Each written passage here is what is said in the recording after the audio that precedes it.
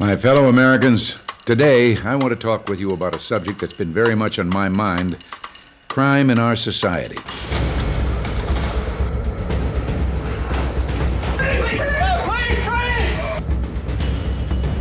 Bush and Dukakis on crime.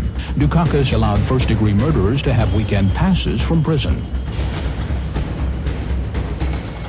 This is crack cocaine. There is a recklessness in today's gang wars that make even the prohibition battles of the 1920s pale by comparison.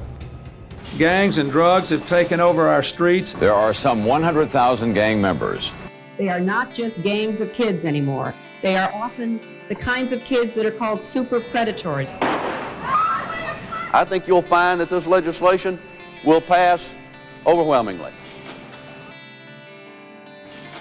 The crime bill contains more money for drug treatment that include incentives to get off drugs and to stay off drugs.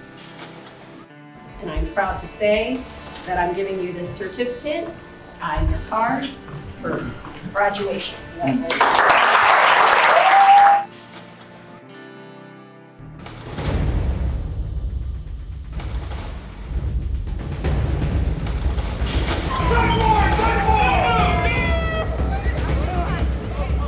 Nearly 1 in every 100 adults in America is in prison or jail. The American criminal justice system is collapsing on its own weight. Don't take my mother, please! My dad's in jail. What's carcerated?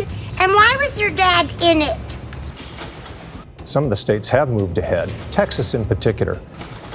And for the first time in modern history, we are not building new prisons, we're shutting them down. Lawmakers passed a crime reduction and sentencing reform law. Thanks to that law, the prison population is down, and not building those prisons has saved almost $500 million. Recidivism is down, the crime rate is down, and so at the federal level, we looked at that and thought, it works.